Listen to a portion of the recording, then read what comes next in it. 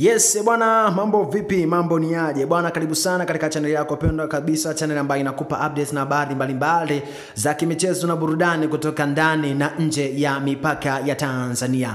Moja ya habari kubwa zaidi ambayo imeweza kutoka hivi sasa, sekunde chache zimepita, Young Africans wameweza kutoa barua yao kuelekea dabi ya Kariakoo. Na wameweza kusema kwamba msimamo wao kuelekea mchezo wa Simba na Yanga, mchezo namba 184 uko pale pale, hawataki kucheza mchezo wa dabi ya Kariakoo. Taarifa inasema hivi kwamba uongozi wa Young African Sport Club unapenda kutaarifu umma kuwa umepokea majibu kutoka mahakama ya kimataifa ya usuluhishi wa michezo CAS kuhusu kesi yetu namba CAS 2025A/11298.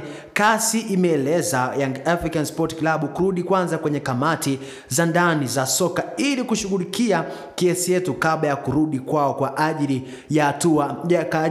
ya hatua za rufaa. Lakini kutokana na uvunjwaji mkubwa wa kanuni na upendeleo wa dhahiri kwa baadhi ya timu unaoendelea kufanywa na mamlaka za soka nchini Tanzania, uongozi wa Young African Sport Club hauna imani na hauko tayari kupeleka shauri hilo kwenye mamlaka ambazo zinatenda dhuluma.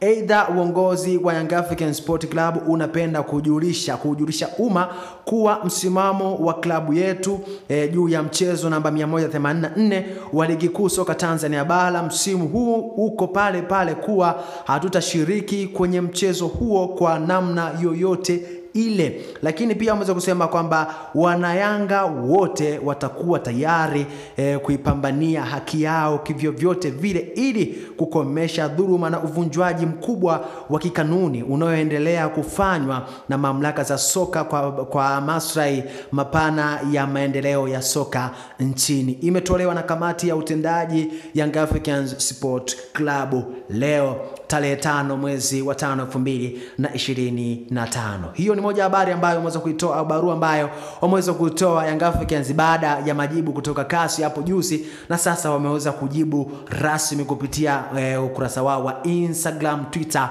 lakini pia na Facebook. Hii ni BATV, usiache kusubscribe, kushare pia na kucomment.